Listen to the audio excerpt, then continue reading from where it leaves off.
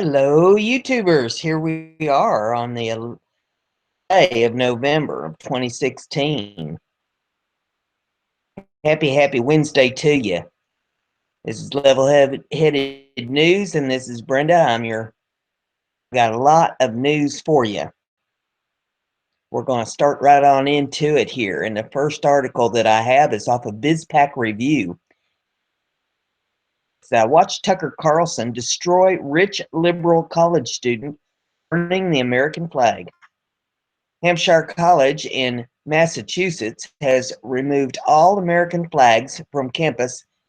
Students set one on fire the day before Veterans Day to protest racism, Islamophobia in the United States. The school's president said no American flags will be flown on campus. Getting rid of the flag will enable us to focus our efforts on addressing racist, Islamophobic, and anti-immigrant, anti-Semitic, and anti-LGBTQ behaviors, Tucker Carlson reported. The student, Daniel Vogel, told Carlson that he supports the flag removal because Old Glory is a symbol of the United States, which he believes oppresses minorities, women, Muslims, Jews, gays, and everyone else except for straight white men, apparently. About the groups that use the flag, from police officers to the U.S. Army. These are the forces on the ground that make oppression happen, Vogel said. Carlson lashed back. If the police and the Army would go away, sensitive college students like you. Carlson then asked why it's always rich kids from expensive private schools like Hampshire College, where tuition runs $62,000 a year, that complain about American oppression, at which point Vogel's arguments fell apart. A trade school burning the American flag, Carlson noted. Average HVAC repair school, they're burning the flag. He applauded on Twitter for his on-air smackdown of the clueless college student. Absolutely owns anti-flag student. Tucker, where do you find the losers? Tweets here that you can read in this article. Of course, I have the URLs, the videos, so that you can check them out. Look at whatever videos that there are in them. There's links. There's all kinds of things if you want to do further research on these. I have is off of conservativetribune.com, and it says Herman Cain exposes bombshell truth about fake news. And we get scroll down here. Here we go. The liberal media started a new campaign to discredit the 2016 election, saying fake news sites swung the election in favor of President-elect Donald Trump. This and author Herman Cain posted an article on his website. HermanCain.com writer Dan Calabrese pointing out the flaws in the theory, which claims that fake news sites took over social media sites such as Facebook in an effort to take down Democratic presidential nominee Hillary Clinton. The study first published the claims about fake news and said that those hoaxes generated over 8 million shares, likes, and comments on Facebook. The study says that of the 20 top performing false election stories, all but 3 were pro-Donald Trump or anti-Hillary Clinton, poisoning Americans' minds in favor of the Republican nominee. Saying that those so-called fake news websites are right-leaning sources. If these are the standards for fake sources, he makes the argument that the Huffington Post, Times, Salon, and MSNBC should also be deemed hoax sites, since they promote liberal agendas and often share false stories about conservatives in order to further their own liberal plans. Many Americans also believe liberal sources such as these, and in that case, the election might have been rigged in favor of Clinton. The liberal media's standard of fake sites is purely subjective. Conservative sites as fake would be the beginning of a purge that would ultimately marginalize all sources of information that are to the political left. A lot of perfectly legitimate sites would get caught up in this giant fishnet. Even Facebook founder and CEO Mark Zuckerberg thinks these claims about conservative sites are crazy. The Verge reported that Zuckerberg discredited the lies while at a tech conference. Certain profound lack of empathy in the asserting that the only reason someone could have voted the way they did is they saw some fake news, the billionaire said. It would be fake news on one side and not on the other. Personally, I think the idea that Facebook, which is a very small amount of the content, influenced the election in any way, I think it is a pretty crazy idea, he continued. Voters make decisions based on their lived experience. And even though Trump's popularity has risen since the election, the left hasn't promoting the claim. It is being circulated around the internet trying to discredit any conservative news sites. Kane's website gives just a few of those websites: Project Veritas, Breitbart, State, and The Blaze, all news sources known as conservative truth seekers. All I have is off of BizPack Review, and it says Obama's DOJ finds police department for not non-citizens. Denver County Sheriff's Office has been slapped with a fine by the Department of Justice, the DOJ, because it refuses to hire non-citizens as deputies. Of 2015 through last March, the Denver Sheriff's Department went on a major hiring binge, adding more than 200 new deputies, but only going to citizens because the department made citizenship a stated requirement on the job application. The department admitted much settlement with the U.S. government, which requires it to pay a $10,000 fine. Also have to comb through all of its job applications from the past 2 years, identifying immigrants who were excluded from the hiring process and give them due consideration. This unlawful citizenship requirement will help ensure that the Denver Sheriff's Department hires the best and most qualified individuals to protect and serve. Deputy Assistant Attorney General Benita Gupta said in a statement, will benefit from these reforms. Under the Immigration and Nationality Act, employers are required to give equal treatment to non-citizens with valid work permits unless state, local, or federal law explicitly requires certain jobs to be open. More than 40 U.S. states currently have laws that in some capacity restrict non-citizens from being policed, but Colorado is not one of them. It's simply aware that limiting employment to citizens was I'll try that again. The department says it was simply unaware that limiting employment to citizens was a violation of federal law. In a report released last October, the Department of Justice blasted citizenship requirements for officers as a barrier to racially diverse police forces. While federal law allows enforcement agencies to impose a citizenship requirement where it is authorized by state or local law, this requirement may prevent a considerable number of racial and ethnic minorities, many of whom have foreign language skills, from being hired by law enforcement agencies, the reporter said. Have for you is off of the Washington Post, and it says Trump agrees to a $25 million settlement in the Trump University fraud case. President-elect Donald Trump, who has repeatedly bragged that he never settles lawsuits despite a long history of doing so, has agreed to a $25 million settlement to end the fraud cases pending against his defunct real estate seminar program, Trump University. It eliminates the possibility that Trump will be called to testify in court in the midst of his presidential transition.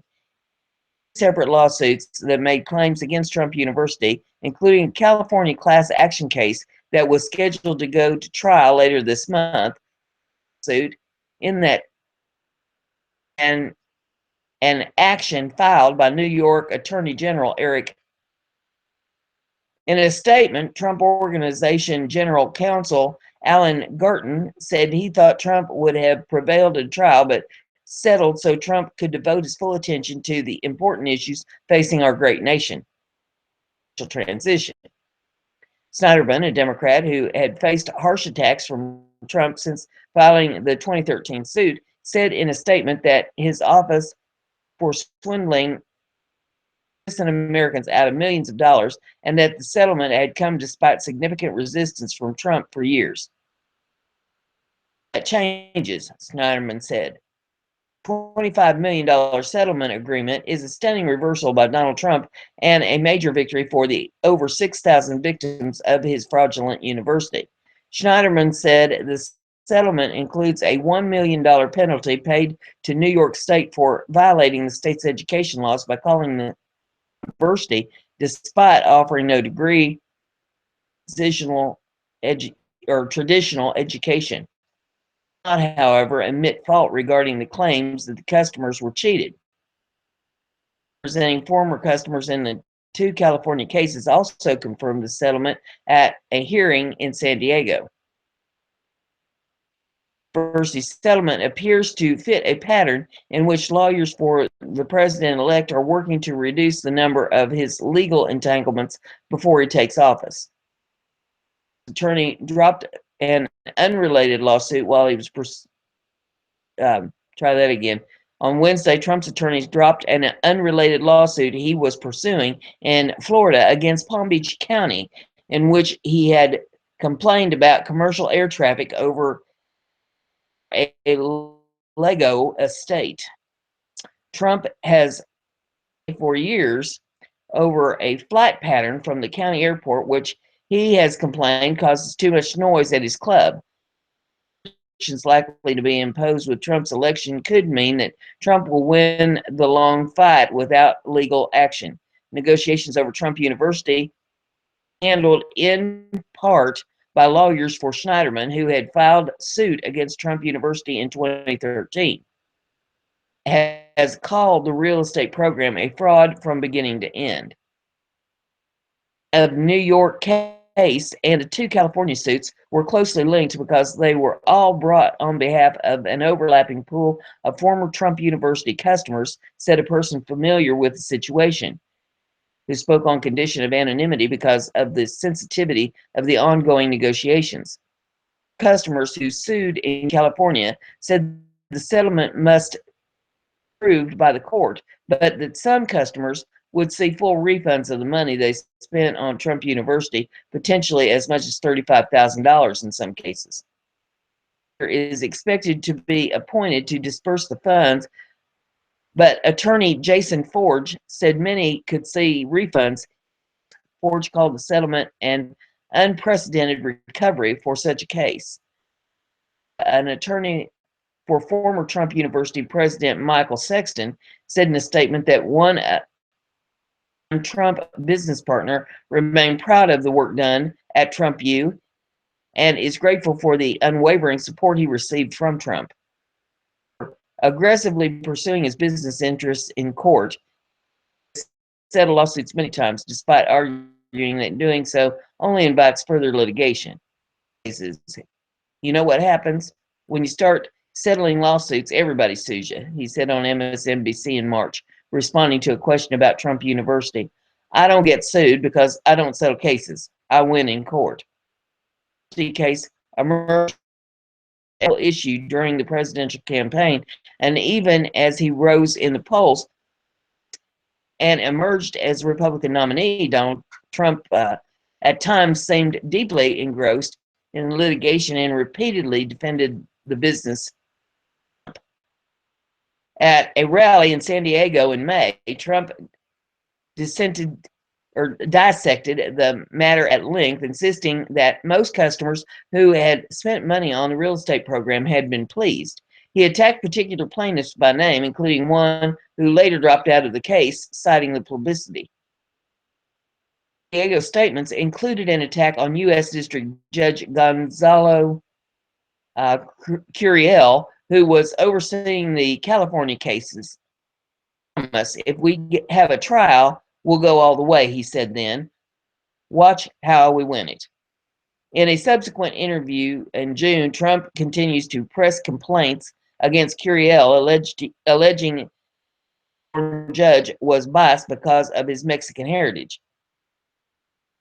It sparked an uproar that swallowed days of Trump's campaign and subsided only when his campaign released a lengthy statement in June claiming his comments had been misconstrued as categorical attack against people of Mexican heritage. Trump University were based on complaints from customers who described their experiences in program that could cost more than $30,000. Said they were taken in by false promises, including advertisements in which Trump promised seminar attendees would learn his personal tricks for succeeding in real estate from instructors he had personally handpicked. Trump has acknowledged he did not pick seminar leaders. A written statement that with all the thousands of people who have given the course marks and accolades, we will win this case. They urged a settlement in the case pending in his courtroom, where Trump's lawyers had recently asked for a delay, citing the burdens of the presidential transition. They suggested the trial to open in November 28th would be easier in February or March after Trump takes office. Update there on that. The next one we have is off of chieftain.com. Gas leases are canceled. Interior Chief Recreation better use for land in Colorado. This is out of Denver. It says Interior Secretary Sally Jewell said Thursday that President-elect Donald Trump's transition team hasn't contacted her department, and she doesn't know it will be on managing public lands, a contentious issue in the West that has boiled over into armed confrontation in Nevada and Oregon.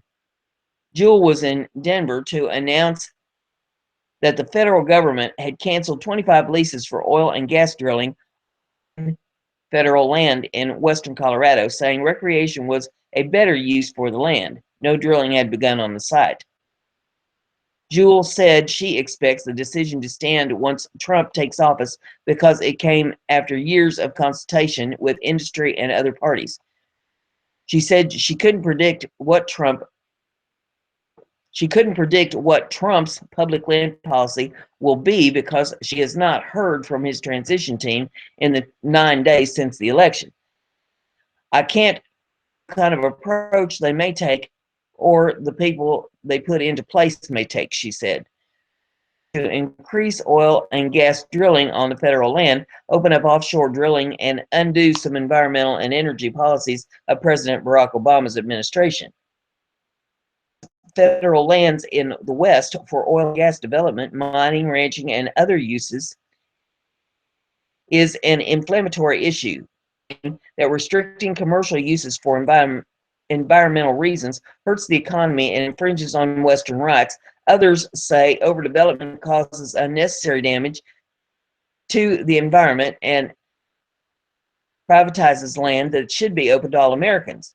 In 2014, heavily armed supporters of Nevada rancher Cliven Bundy confronted federal officers who were trying to round up Bundy's cattle on federal land after Bundy racked up more than $1 million in unpaid grazing fees.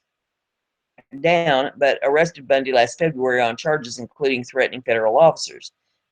This year, an armed group held the Malheur National Wildlife Refuge in Oregon for 41 days, and LeBoy Finicum was shot and killed by state police. Two of Bundy's sons, Ammon and Ryan, were acquitted of criminal charges in that standoff, but faced trial along with their father. The next article that we have is off of Conservative Tribune, and it says EPA freaks as Trump reveals his plans for coal country. The plethora of issues addressed by President-elect Donald Trump on the campaign trail that resonated with voters was his vow to bring back the coal industry that has been decimated by burdensome environmental regulations under the Obama administration. Trump and his team to directly confront the Environmental Protection Agency and its myriad of rules governing, and the coming fight likely has career officials and rank-and-file climate change believers quite worried about what Trump has in store for them, according to the Washington Examiner. Target list at the EPA is the agency's climate change regulations, particularly the focus on rules regarding carbon pollution, most notably found in the Clean Power Plan, which is currently under legal challenge and court review, is expected to be addressed by the Supreme Court, eventually an arena where the EPA hasn't had the best of luck recently. Kathleen Harnett White, a member of Trump's economic advisory team and former member of the Texas Environment Commission, stated that the EPA would be forced to dial itself back and focus more on genuine pollutants that pose a threat to the public's health and well-being instead of carbon pollution, which supposedly leads to dreaded global warming. He's very much for clean air and clean water, she said, but the better home this discussion about carbon dioxide and climate is the Department of Energy. Harnett White stated that the Obama EPA has for the past 8 years used legal rubrics of the Clean Air Act really to pursue low carbon energy policy and really not to further environmental protection, saying the discussions of climate change concerns were really more about energy production and less about environmental protection. She explained that the regulation of carbon dioxide, the stuff we all exhale with every breath, is the killer for coal, and that Trump's team would take on at least 2 of the EPA's major regulations directly targeting the coal industry. Carbon dioxide has no adverse impact in the air we breathe at all, Harnett White said. It's a harmless trace gas that is actually an essential nutrient for plants. Yes, we all learned that in elementary school science class, though it seems those lessons have been forgotten and ignored by the EPA officials. She added that the Clean Air Act was never designed to control a pollutant that ubiquitous that has no adverse environmental impacts on people. Of course, Trump's team knows that the coal industry is suffering from more than just a few erroneous EPA regulations, so they are under no illusions that the entire industry will rebound to previous heights, but believe that providing a more level playing field free from obstruction will allow coal to better compete in the energy industry. She insisted that coal companies could still competitively produce clean energy using an assortment of affordable and already available technologies to remove dangerous pollutants like nitrogen dioxide, sulfur dioxide, and a host of other airborne toxins. The same cannot be said with regard to carbon dioxide pollution. As EPA regulations stand now, even the cleanest of coal plants would be forced to eventually shut down, as it is virtually impossible and entirely too cost prohibitive for businesses to reach the arbitrary levels of allowable carbon pollutants set for them. There is a very important role for environmental protection, but so in a way that is not based on implausible worst-case scenarios and erroneous regulations, Harnett White added. This is great news for those who have thought the EPA has pressed too far under the Obama administration and overstepped its authority. The next article that I have for you is off of thenewamerican.com, and it says, court implodes amid threat to prosecute U.S. troops. Even as it threatens to illegally prosecute American soldiers, the dictator-dominated United Nations judicial body known as the International Criminal Court is imploding spectacularly on the world stage. With the withdrawal of Russian government this week and South African authorities last month, not to mention the fact that the U.S. government never joined in the first place, the ICC appears to be on its deathbed. Other African and Asian governments are also preparing to exit the outfit. The establishment and various globalists are outraged, of course. But for humanity and the cause of true justice, the dictatorship-infested ICC's collapse is great news, as anyone familiar with the UN Kangaroo Court and its operation can attest. On November the 14th, the Hague-based ICC, perhaps hoping to make itself appear relevant amid a growing wave of formal withdrawals, issued a threat about potentially prosecuting U.S. troops, members of U.S. armed forces appear to have subjected at least 61 detained persons to torture, cruel treatment, outrages upon personal dignity on the territory of Afghanistan between May 1st, 2003 and December the 31st of 2014, read a report issued by ICC's self-styled chief prosecutor, Feto Bensouda, a controversial Muslim lawyer from Gambia who served one of the most oppressive dictatorships in the world before taking the UNICC post. The threats follow calls for Bush and Obama to be prosecuted for war crimes too. The Kangaroo Court's chief prosecutor also claimed that operatives with the U.S. Central Intelligence Agency might have subjected more than 24 detainees to torture, cruel treatment, outrages upon personal dignity, and or rape between December 2002 and March of 2008.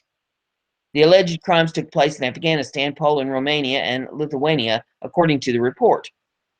Echoing previous rhetoric, ICC prosecutors say they would imminently decide whether to try and press forward with a full-scale investigation and possible war crime charges against U.S. military and intelligence personnel.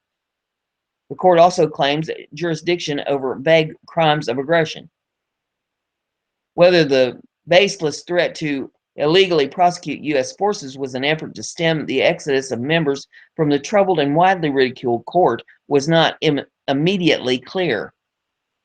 But while the ICC has in the past issued illegitimate threats to prosecute Americans over supposed crimes in places such as Libya, the threats have generally been ignored because the court has no jurisdiction over Americans. By claiming that the alleged crimes by U.S. troops took place in nations where authorities have signed on to the Rome Statute, which created the court, the ICC now claims it may be able to investigate and prosecute Americans without constitutional protections.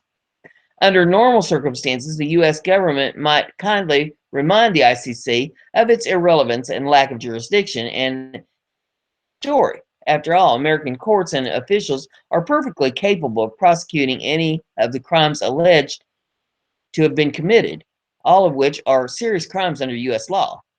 Instead, though, the Obama administration, even while expressing doubts that U.S. troops would actually be prosecuted, has attempted to legitimize the ICC's usurpation of jurisdiction by taking the threat seriously and treating them as legitimate, despite the fact that such schemes might open him and his top officials up to war crimes trials.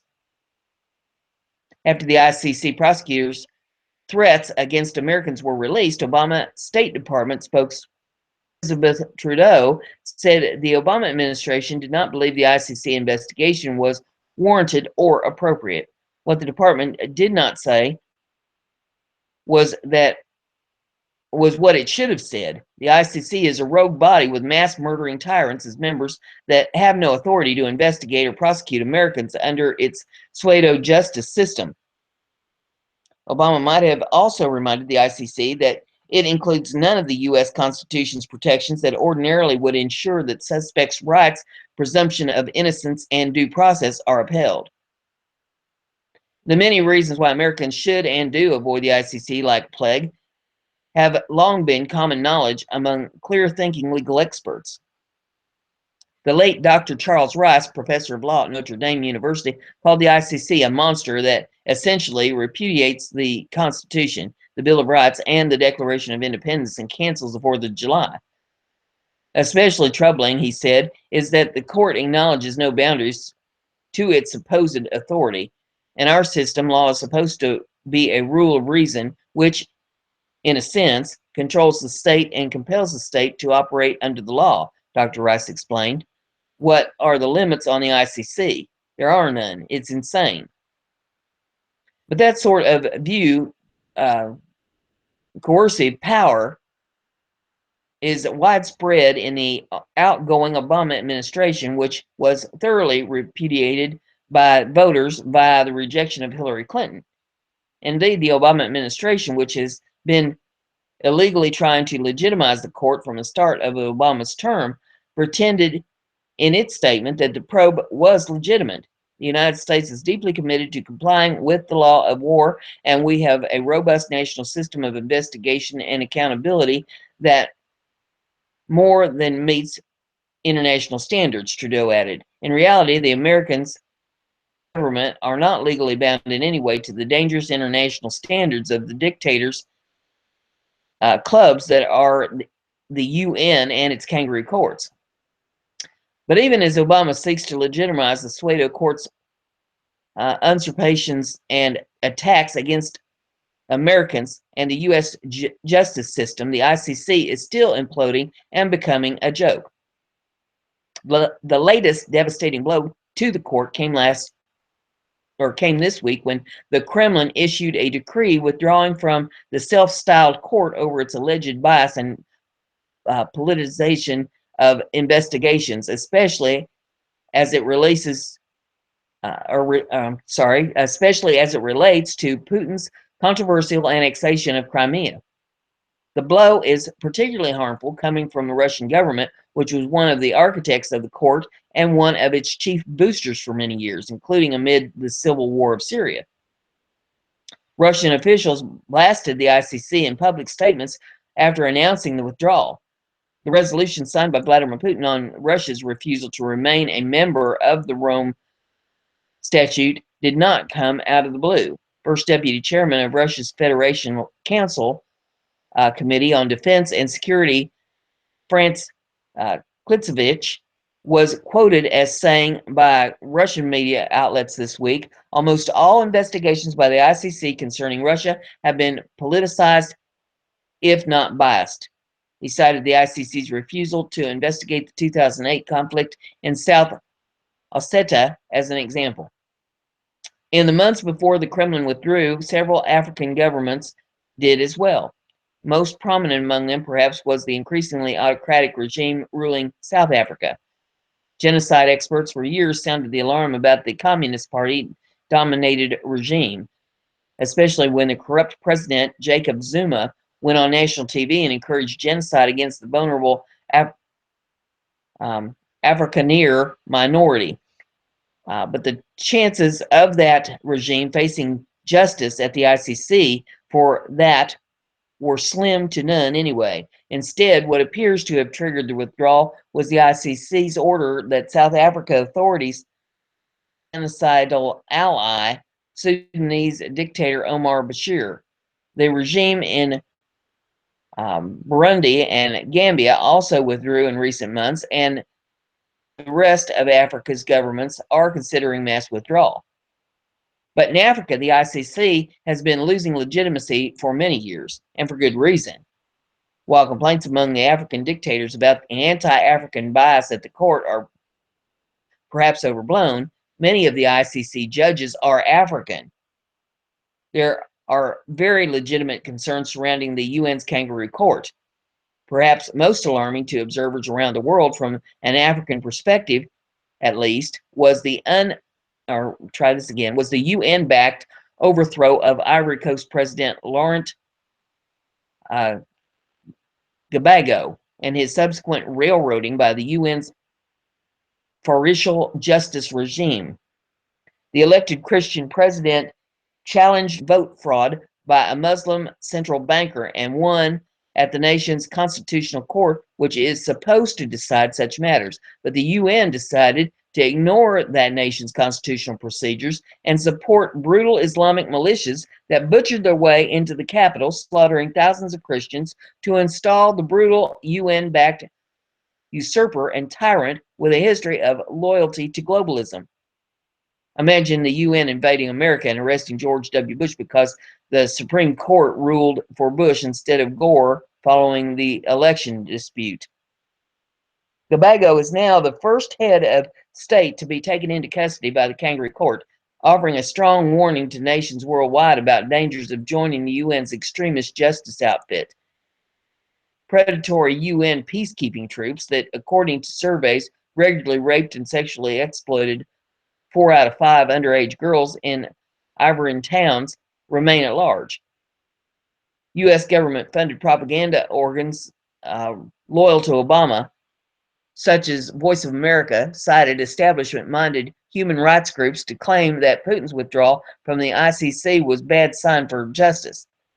Various tax-funded globalists, non-governmental organizations, or NGOs, have been whining about the alleged need for governments to join or remain involved with the UN's court. But even former U.S. President George W. Bush, a pro-UN globalist, withdrew Bill Clinton's signature on the Rome Treaty, which was never ratified by the U.S. Senate because of the threat of unfair prosecutions of Americans for political reasons. Far from being a bad sign, the implosion of the ICC is great news to supporters of justice everywhere.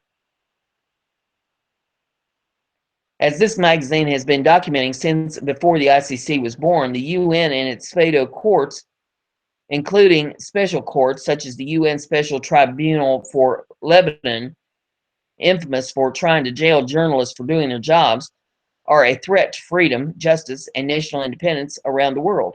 If U.S. troops actually torture or rape somebody, then they can and should be prosecuted by Americans in American courts with all the standard constitutional protections and guarantees that Americans are entitled to, not by representatives of dictators and oppressive third world regimes in globalist kangaroo courts with no limits on their power.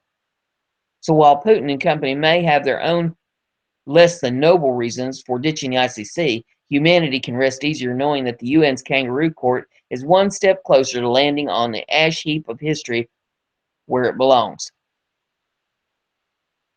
Next article is off of BGR.com, and it says Amazon is actually going to sell cars online. Amazon is the US's largest online retailer, and there aren't many things on this big blue sphere that you can't buy through an Amazon checkout. A long while were one of the site's few blind spots, but not anymore. The online shopping behemoth has struck a landmark deal with Fiat Chrysler to sell 3 different models via the web and for a pretty significant discount over what dealership charges. The cars, which will initially only be available to Amazon shoppers in Italy, are the 500, 500L, and the Panda, the best-selling car in Italy as a whole. Buying a car from Amazon might sound like a ridiculously risky maneuver, so Chrysler is going to sweeten the pot in a big way. The company plans to enhance some of its existing promotional pricing, third for those shopping on Amazon. The cost savings is a boon for the would-be car buyer, but it makes sense for the manufacturer as well. After all, if a car shopper is buying a vehicle online, there's no haggling and less upfront costs for the company.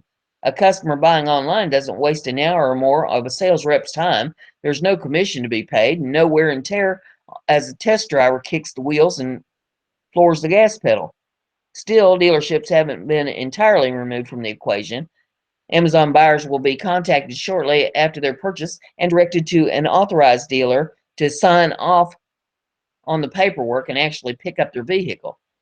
There is expected to be a delay of less than 2 weeks between ordering and pickup. Next article that I have is off of investmentwatchblog.com, and it says, man imprisoned for putting a wind turbine in his backyard. Man from Minnesota has been sentenced to 6 months in prison for installing a wind turbine in his own backyard. Jay Nygaard joins a growing list of off-the-grid citizens who have served or are currently serving jail time as the federal government waged war on the rights of private property owners. The sentence came amid efforts by the U.S. government to make it illegal to have a garden in your front lawn, collect rainwater on your property, or live off the grid in the U.S. TrueActivist.com reports the trouble started for Jay Nygaard when he installed a 29-foot wind turbine next to his home in 2010. Nygaard is the owner of Go Green Energy, a company which produces miniature wind turbines as well as turbines of the same make installed near his home. One can assume that He installed the wind turbine to take advantage of the products he sells for a living. Originally, legal issues emerged because neighbors complained to the city saying that Nygaard's turbine was an eyesore. Side note in here, there is a picture of this turbine um, in the article if you want to take a look at it. I mean, it don't look that bad to me, but hey, you know, some people get kind of prissy about what they want in their neighborhood. It says one of his neighbors who sued him over the presence of the wind turbine said that the turbine's unpleasant visage took away from the freedom and enjoyment of their property. Nygaard fought the courts, who ordered him to remove the turbine on occasion. For years, though he resisted, he eventually caved to the pressure and had the turbines removed. Yet this was not enough for the city government, who demanded that the turbine's cement base also be removed. Despite the fact that the three engineers said that the removal of the base would cause structural damage to the Nygaard's home, the city continued to demand its removal. According to Nygaard's son, he even tried to add an easement to the house deed, saying that when the house is demolished, the pad must be removed. He managed to remove 50% of the base in order to avoid damage to the family's home. Despite his best efforts, Nygaard ultimately was given 6-month prison time last year for failing to remove 100% of the base. Man, oh man. Sounds nitpicky to me, but the next one we have here is off of Regated.com. It says, Racism on Broadway. Hamilton from auditioning. Hamilton has gotten into hot water after bullying the vice president-elect. We are now learning they may also turn away people with white skin for auditions. Hamilton breaks the rules. Broadway has been a place of open-mindedness with lots of diverse actors of different backgrounds. It's at the forefront of equality, unless you're white. Hamilton leads the hateful movement against whites. First reported on GIBA, the broadcast hit denies white people the ability to audition. PAGIBA writer Emily Chambers reported that Broadway show Hamilton doesn't appear to be fond of white people, or try that again, doesn't appear to be so fond of people with white skin. In the casting call for the Broadway and touring production of Hamilton, they refused white people in audition. Cast had white people. Some are background dancers, and some are leads. As of around March, it appeared that they made it clear they didn't want white people in their production. This came as a letdown to actors who wanted to get involved in the historic show, all because they were white. The discrimination that has been overflowing into the entertainment business is startling to some. The anti-white mentality is part of what got Mike Pence and Donald Trump into the office in the first place. The issue with not letting white people audition is that it breaks actors' guidelines. The guidelines clearly state that there is no discrimination based on race or color.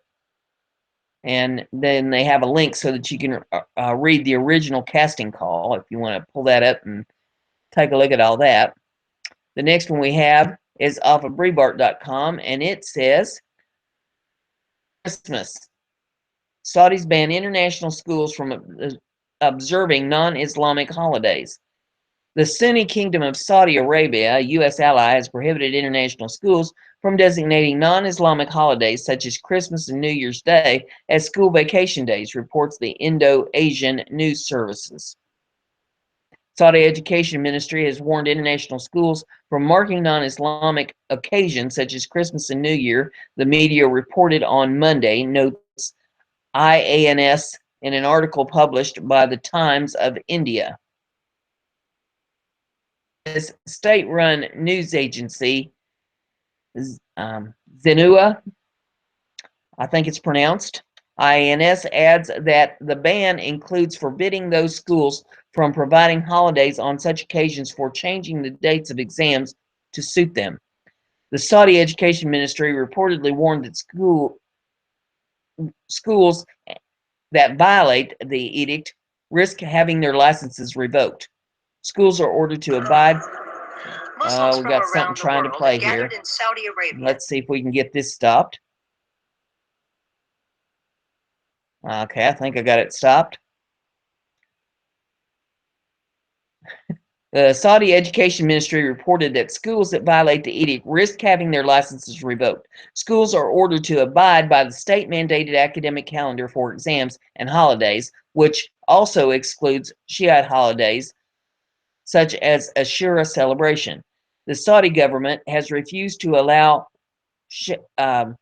Shiite teachers and students exemptions from the school or exams on Ashura, and most important religious day for Shiite Muslims, points out that Clarion Project, adding that protests over this ban have broken out in previous years. Shiites account for approximately 15% of the population in the kingdom. Shiite powerhouse Iran is considered Saudi Arabia's regional rival. Extreme, strict Islamic laws govern the lives of Saudi Arabians. During the Muslim holy month of Ramadan this year, the Sunni country reportedly cracked down on un-Islamic clothing, arresting at least 50 men for wearing ripped jeans, shorts, necklaces, and cropped shoes, as well as bizarre Western hairstyles. The Mutaween, or Saudi religious police, carry out the fashion busts at malls and shopping districts in Mecca. Earlier this month, The Independent reported that Sunni Kingdom, which is a member of the United Nations Human Rights Council, is expected to decapitate a disabled 23-year-old man who has been sentenced to death for participating in anti-government protests in the predominantly Shiite eastern part of the country. Sarah Pasha, a spokesperson for the Amnesty International's Middle East and North African branch, has revealed that Saudi Arabia, Pakistan, and Iran are responsible for 90% of all the executions across the world. Saudi Arabia is one of the world's most prolific executioners.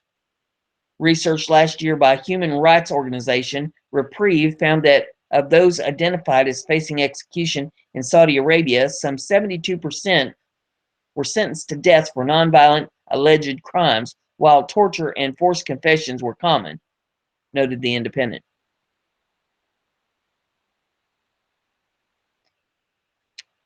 The next article that we have here is off of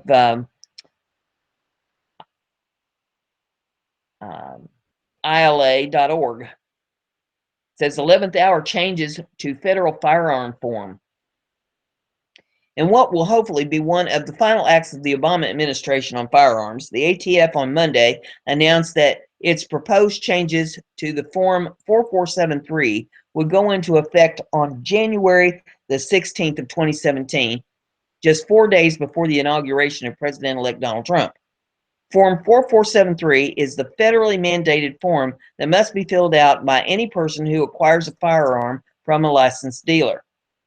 The new Form 4473 includes several changes that should make it easier for prospective firearm purchasers to complete. For example, the form combines fields asking for the transferee's street address and state of residence, provides clear guidance to members of the military on determining their state of residence, and indicates how individuals who have had their firearm rights restored should complete the form.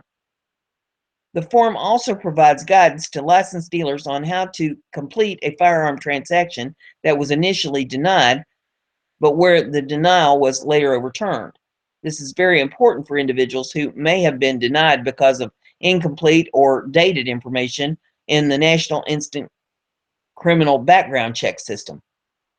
Not all changes to the form are improvements for gun owners. The new form must be filled out in its entirety at the business premises of the licensed dealer. Federal law already generally requires transferees to appear in person at the business premises to complete a firearms transaction, but there is no requirement in federal law that the transferees must complete the Form 4473 at the dealer's premises. Appearing at a dealer's premise with the partially completed form is a good way to expedite the buying process, but doing so will no longer be possible once the new form goes into effect. Another notable change to the form is the inclusion of a bolded warning to potential transferees from the ATF.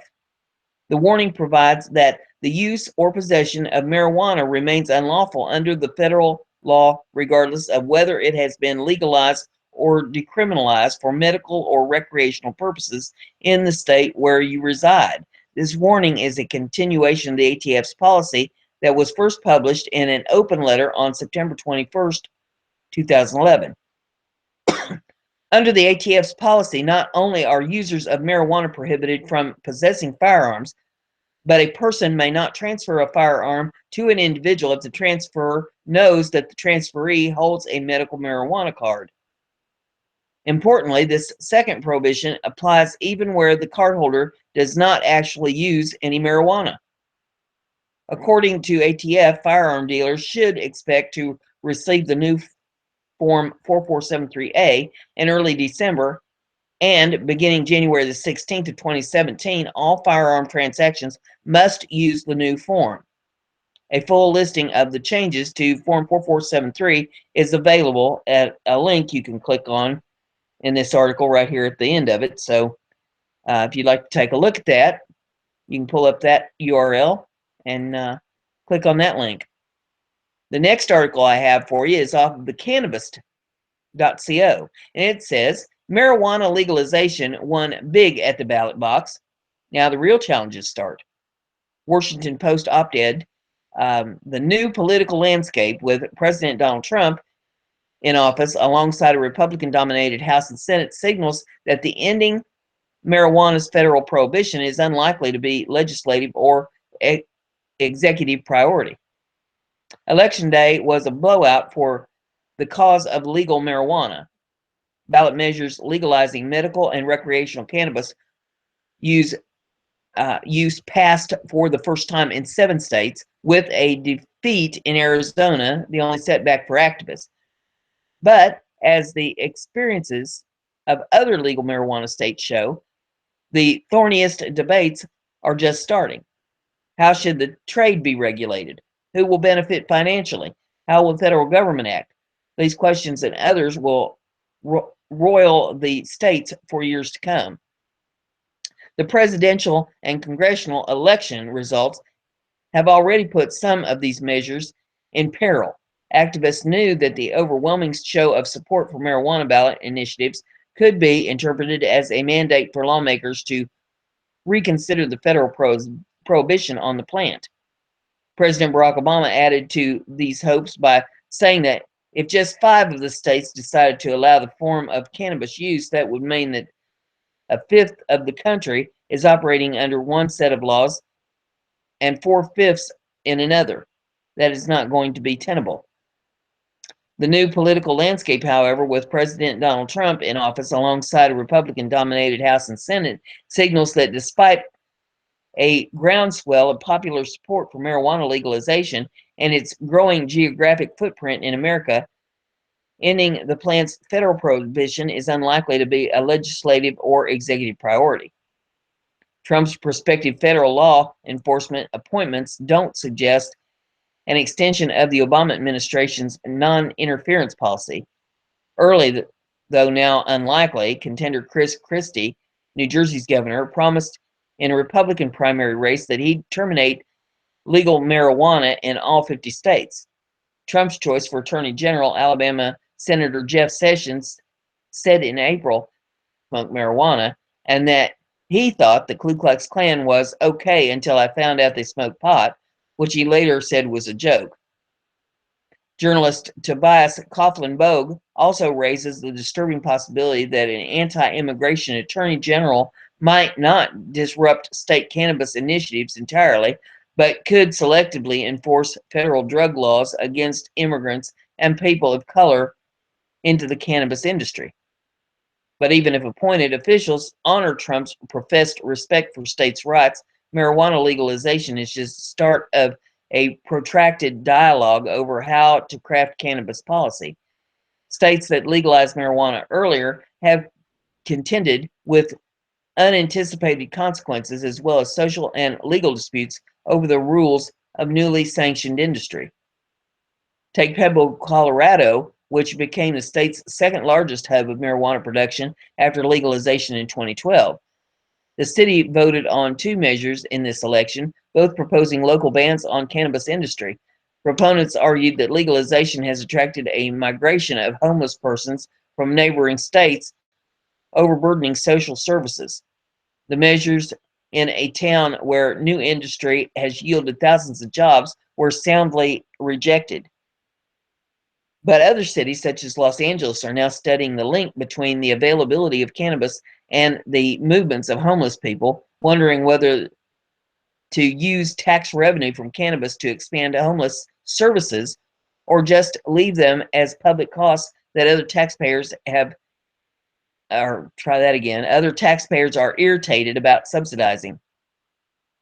In California, more than 50 municipalities that correctly anticipated the passage of Proposition 64, which legalizes and regulates adult use cannabis in the state, also drafted ballot measures to impose local taxes on pot, but one of which passed.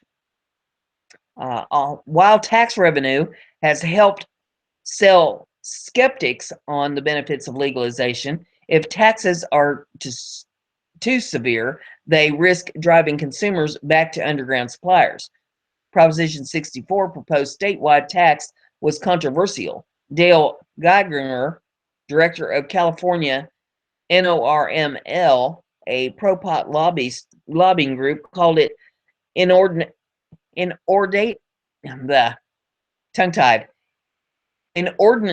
high, and predicted that it would encourage a lot of black market activity for the foreseeable future.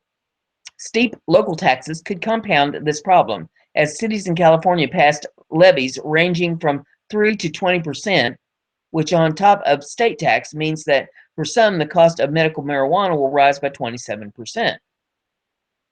In Montana, where voters originally approved medical marijuana in 2004, voters chose to reform the law this year after a Republican-controlled legislature repealed the original act and replaced it with a far more limited version in 2011. While state Democrats at the time agreed that the original program was too permissive and sponsored the replacement, Republicans added restrictive provisions such as a rule limiting medical marijuana providers to 3 patients each, suddenly leaving 93% of registered patients without any legal means of procuring their medication. The new program voters passed this month is eventually expected to restore access for those temporarily dislocated from a local supplier. Aside from legislative and social growing pains of legal pot, municipalities have ethical issues to consider, namely who stands to benefit from these new laws. California recognized that people of color were most affected by racially biased enforcement of cannabis prohibition, made history with its answer. It's the first legalization initiative to allow drug offenders to participate in the sector from the start, as well as to include reparations torn apart by drug policy. The Pro 64 campaign explicitly argued that it's unethical to permanently disenfranchise previous offenders for an act that majority of voters now deem acceptable. Relatedly, Maryland's Legislative Black Caucus has raised concerns about the fairness and diversity of license distributions for that state developing medical marijuana program. As these cases demonstrate, legalization often raises surprising social and economic complications that can elicit new resistance. Cannabis consumers and others in legalized communities have good reason to pay attention to these challenges, as they will probably be called on to vote on cannabis regulations again as the industry matures and new concerns crop up. Cases like Pueblo and Montana serve as reminders that policy regression can be an easy process. It's also important for voting public not to merely settle for marijuana legalization as presented, but to political pressure on the representatives to ensure that cannabis policy migrates potentially harmful outcomes such as burdensome taxation, unequal opportunity in the industry, and disruption to consumers' medical needs. Given the possibility that states' legalization projects could be subject to federal interference or even prosecution of participants, citizens may need to turn up the heat on their lawmakers to convince them that access to legal cannabis, given the diversity of states now supporting its medical or recreational use, is finally a bipartisan value. Next article that I have for you is off of CBSNews.com, and it says high-power satellite could revolutionize weather forecasting. Creation of high-powered GOES weather satellites, the centerpiece of an $11 billion upgrade to the nation's forecasting and weather observation infrastructure, is poised for launch Saturday from Cape Canaveral Air Force Station. Equipped with 6 state-of-the-art instruments, including a powerful camera that will provide near real-time, high-resolution imagery, the National Oceanic Atmospheric Administration expects the new satellite to revolutionize forecasting over the next 20 years, saving lives and helping to protect property. NOAA's GOES-R satellite, with its advanced technologies, will be a game changer for weather forecasting and climate science for many years to come, said Stephen Voles, NOAA Associate Administrator for Satellite and Information Services. For decades now, NOAA satellites have been the backbone of our increasingly accurate and timely weather and climate forecasts. However, this new 4-satellite GOES series is a really quantum leap above any satellite NOAA has ever flown. Without a doubt, GOES-R will revolutionize weather forecasting as we know it. NOAA Program Director Greg Mandit agreed, saying forecasters can't wait. It's just a phenomenal capability, he told CBS News. When we first showed it to some of the forecasters, one of them gave me a great quote. He goes, "This is like going from black and white television to HD TV. Just the crispness of what you're seeing, and to get it so fast that they can see what's developing. So they're just tremendously excited about what it's going to do for us." Mounted atop a United Launch Alliance Atlas V rocket, the newest geostationary operational environmental satellite, GOES-R, is scheduled for launch Saturday from Complex 41 at the Cape Canaveral Air Force Station at 5:42 p.m. Eastern Standard Time. The opening of 1-hour window. Forecasters are predicting a 90% chance of favorable weather. Equipped with Russian-built RD-180 first-stage engine and 4 strap-on solid fuel boosters, the Atlas V will climb out of the dense lower atmosphere on a 1.2 million pounds of thrust. Hydrogen-fueled Aerojet Rocketdyne RL-10C-1 engine powering the rocket's Centaur second stage then will fire 3 times to put the satellite in its planned preliminary orbit. With a high point of 21,926 miles and a low point of 5,038 miles. The spacecraft will be released to fly on its own 3 hours and 32 minutes after liftoff. An onboard rocket motor will then fire 5 times over 9 days to raise the low point of the orbit and put the spacecraft into a circular orbit of 22,300 miles above the equator. At that altitude, GOES-R will take 24 hours to complete 1 trip around the globe and thus appear stationary in the sky as the Earth turns, allowing it to continuously image the entire Western Hemisphere. The main engine needed to boost the satellite to its operational altitude has experienced problems aboard 2 other satellites, but Mandit said the engineers are confident they understand the issue and that GOES-R's thrusters will work normally. Just in case, software is on board to detect signs of an impending problem before it can cause trouble. And if all else fails, the satellite can reach its intended orbit using a smaller maneuvering thruster. In that case, 18 thruster firings would be required, and it would take twice as long to reach the planned altitude, but Mandit said it would get there. We put some checks in the software monitoring various telemetry points so that if the same thing happened, the precursors to their failure we are monitoring, so we would shut it off before ignition, he said. But we're confident we're not going to have that same problem. We think we have a good engine. NOAA is spending $11 billion to buy the GOES-R, S, T, and U satellites, their rockets and launchers, or launch services, along with major upgrades to ground systems and data analysis infrastructure. Each satellite is valued at around $500 million, not counting development costs. The new satellites will be phased in over several years to take over from 3 older generations GOES spacecraft currently in orbit. One monitors the eastern half of the hemisphere, one monitors the west, and one is stationed in between to serve as an operational spare. Built by Lockheed Martin Space Systems, GOES-R features an advanced camera, a sensitive magnetometer,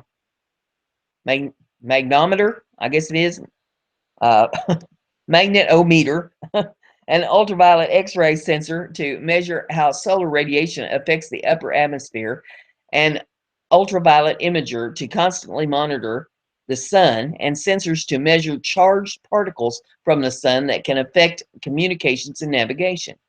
The satellite is also equipped with a lightning mapper, a first for a GOES spacecraft. Photos of lightning fields in the Western Hemisphere about 200 times a second to give meteorologists a better sense of where the severe weather is starting to really brew, Mandon said. But to millions familiar with the global views seen on nightly television newscasts, the Advanced Baseline Imager, or ABI, the instrument that will provide the HDTV quality data NOAA promises to deliver. NOAA's GOES-R will scan the sky 5 times faster than the current GOES system, with all 4 times the spatial resolution and with 3 times the spectral bands, said Joe Pica. Joe Pica, director of the National Weather Service Office of Observations. This means we'll have better quality data at high resolutions far more often than we do today. The result is a much more detailed view of developing weather patterns, and when we see an evolving weather system, we'll be able to zoom in and that high spatial resolution to take pictures in 16 different spectral channels every 30 seconds, Pica said. This spectral imagery, combined with our Doppler radar data, for example, will improve our understanding of whether a storm is growing or decaying. It'll help us track severe storms, including tornadoes, forecast wildfire movement, track plumes from volcanic eruptions, and tell whether a hurricane is intensifying. Getting high-resolution imagery and lightning maps in near real time, he added, will help forecasters better see where those rain bands are actually impacting us, giving them more confidence predicting where the flash flooding will occur. GOES-R will also provide improved aviation forecasting to help airlines identify better routes to avoid previously turbulent or fast-developing storms. We can see waves in the clouds, which are related to turbulence, that if you're flying on an airplane, you might encounter, said Steve Goodman, GOES-R program scientist with NOAA.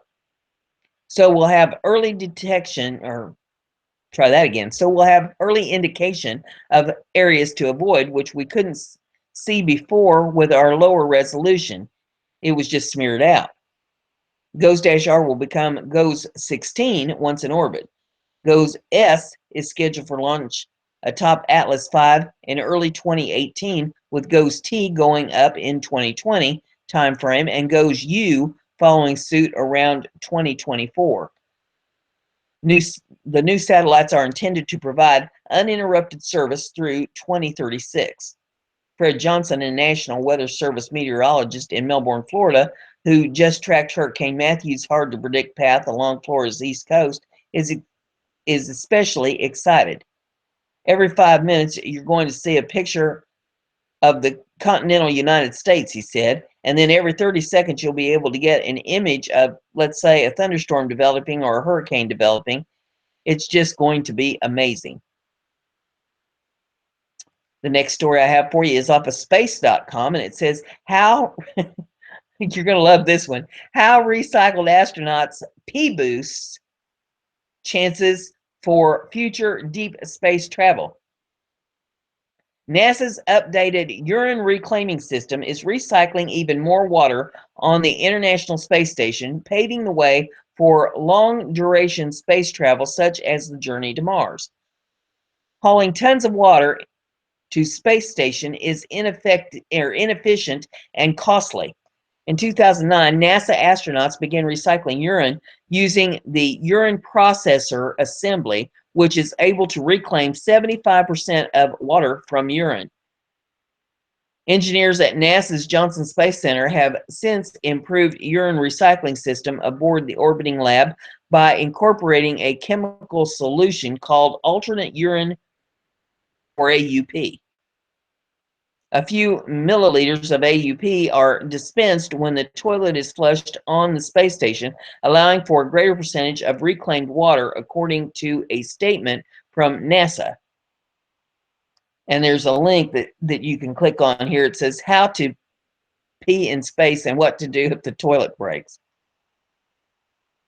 The goal is not to take large amounts of water with us to space, but to be able to take water cycle itself to space. Dean Muirhead, an engineer with Barrios Technology who works on water recovery systems for the space station, said in a statement, "This project was another step in facing the water cycle challenge and creating a closed life support system in space." NASA astronaut Jeff Williams installed AUP, the space station, on May 17th. Once the urine is treated with AUP, it is distilled and filtered in the station's water reclamation system before finally making it to an astronaut's drinking glass.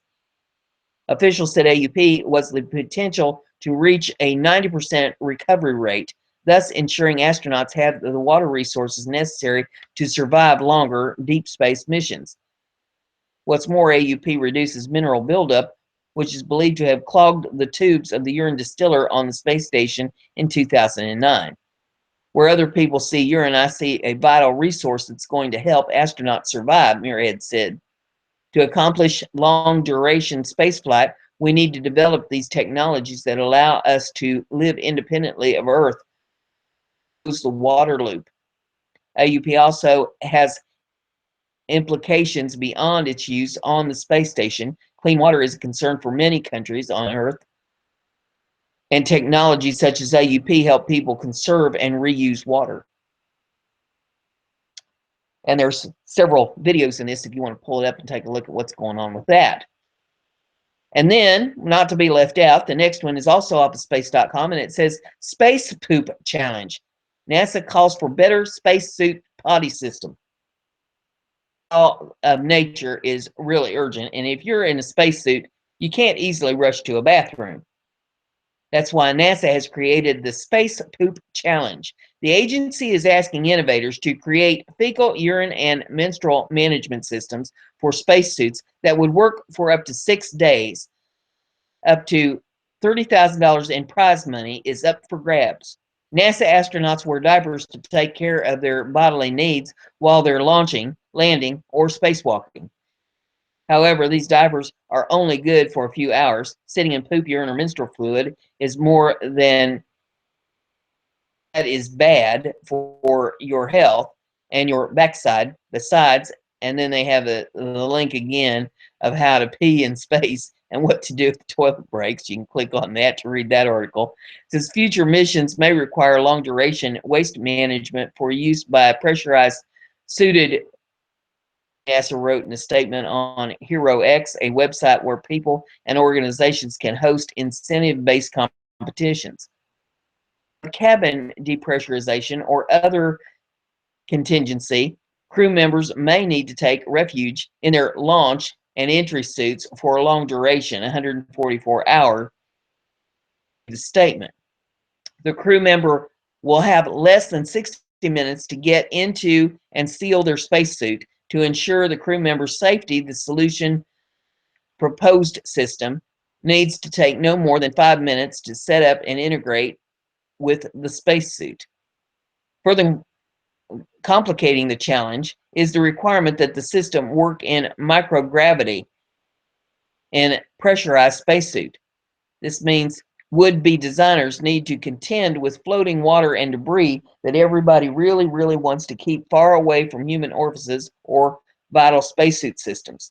The new system will be designated for NASA's Modified Advanced Crew Escape Suit, the orange spacesuit used for shuttle launches and landings. That suit is expected to be used by astronauts on the Orion spacecraft. The submission deadline for the Space Poop Challenge is December the 20th, and winners will be announced January 31st, 2017. Funds and rules on a website that they have the link for here in this, if you would like to take them up on that. That's $30,000. Some of you out there might want to take advantage of that one. And the next article that I have for you, this is, I refer to this as your feel-good, your act of kindness. I always think that it's good to kind of bring us back to earth, thinking about what we have to deal with in our lives and all this negative news. It's nice to bring us back to reality here a little bit at the end of the news broadcast. So I'll play this for you. It's a little less than 2 minutes long. I think you'll enjoy it. So let's get it up here where you can see it. There we go. We'll make it big and play. He's inspiring, giving, humble. Stephanie Wyatt always knew her son Stefan was far from average, even as a small child. He was forgiving, asking, did anybody need help with anything?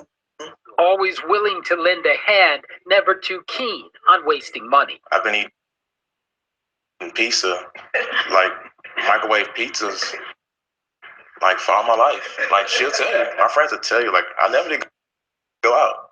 I was always, they didn't know, but this was the reason why. A reason recorded on video. Family members capturing the moment of Stefan's most unexpected gift, a $15,000 check to the home belonging to his grandparents, Marilyn and Cecil Roberts. I couldn't believe it. For more than 2 decades, the Roberts have been paying their mortgage on time every month. We're on path to paying this house all by themselves. But that would have taken them another 4 years. So we come in and there it was. They say, look at the check. What check? Everybody crying. He started crying. My husband started crying. My son started crying. And the full-time college student who holds down a full-time job in addition to the 2 nonprofits he runs still had more to give. I got time to. Oh my God! For him to do what he did. To see tears of joy, to experience that in a lifetime, it's like, how many people can say that? Stefan can, along with everyone else who shared this special day.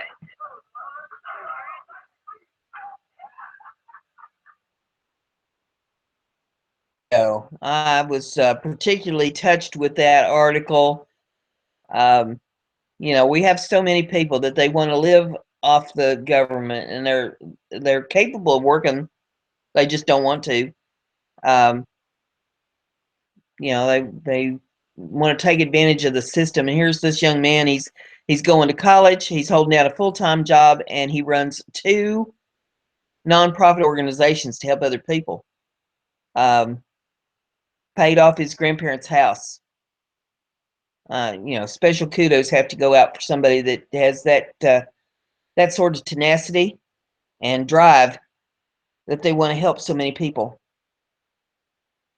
Here we are, Thanksgiving week, and I encourage everybody to Be thankful for what they have in their lives. Try to help somebody else that's less fortunate or somebody that just needs a hand up. Every once in a while, we all need a hand up. And it's nice for somebody else to be there to help us out just a little bit. I'm not saying you have to go out and pay off somebody's house or something like that. It's just a small act of kindness. There's plenty of people that don't have any place to go for Thanksgiving that would enjoy a little companionship. Or if nothing else, maybe they can't get out of the house. Maybe you could fix them up a plate of food and take it over to them. It's something to think about. Think about other people besides yourself once in a while. Do something nice for somebody. It's not going to hurt you, and it'll make you feel better in the long run. It's not only a blessing for them, it's a blessing for you. And I encourage you, if you can, get out today. If the weather's nice where you are, stick your feet in the grass. And if not, well, maybe you just have to stand there, take a breath of fresh air, ground yourself a little bit, commune with nature, soak up a little earth energy. Take a deep breath of fresh air and be glad you woke up above ground, because there's people that won't. Bye.